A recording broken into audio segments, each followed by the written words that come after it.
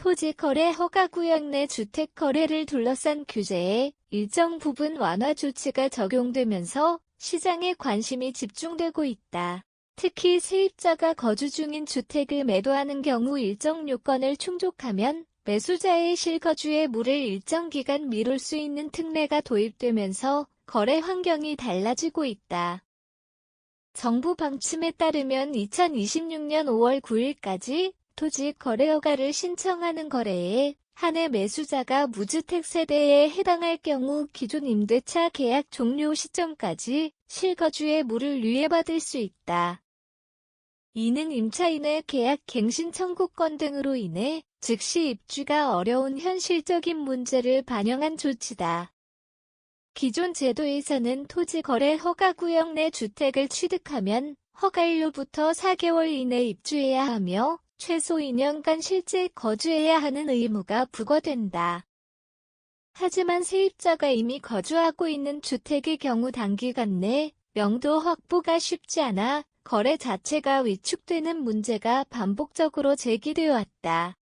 이번 완화 조치는 이러한 시장의 경직성을 완화하기 위한 보완책 성격이 강하다. 실거주 의무는 기존 임대차 계약이 종료될 때까지 미뤄지며 정책 취지상 최대 2년 범위 내에서 적용된다.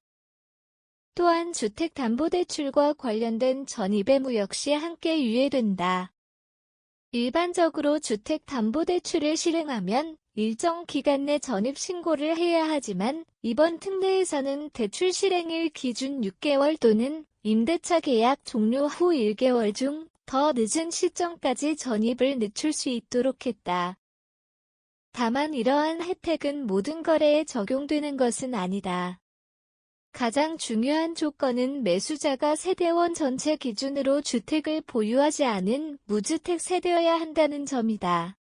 이 요건을 충족하지 못할 경우 토지 거래 허가 자체가 거부될 수 있으며 매도자 역시 양도소득세 중과 배제 혜택을 받지 못하는 등 불이익이 발생할 가능성이 있다. 특히 분양권과 입주권은 현재 주택수에 포함되는 것으로 해석되는 만큼 주의가 필요하다. 반면 주거용 오피스텔의 경우 주택 포함 여부에 대한 명확한 기준이 아직 정리되지 않아 시장에서는 혼선이 이어지고 있다. 한편 이번 특례는 현재 다주택자가 보유한 임대주택 매물에 한정 적용되는 구조다. 이로 인해 실거주하지 않는 1주택자와의 형평성 문제가 제기되고 있으며 정부는 비거주 1주택자까지 적용 범위를 확대하는 방안도 검토 중인 것으로 알려졌다.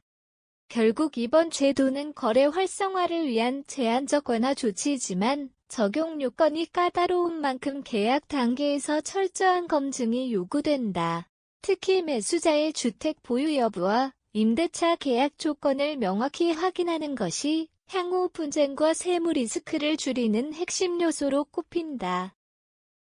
요약하자면 이번 제도는 세입자가 있는 주택 거래에서 가장 큰 장애였던 실거주의 물을 일정 기간 유예함으로써 거래 활성화를 유도하는 정책이다.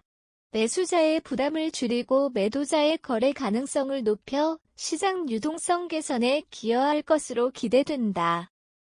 결론적으로 토지 거래 허가구역 내 규제는 여전히 강력한 수준을 유지하고 있지만 이번 유예 조치는 현실적인 거래 여건을 반영한 변화라 할 수 있다.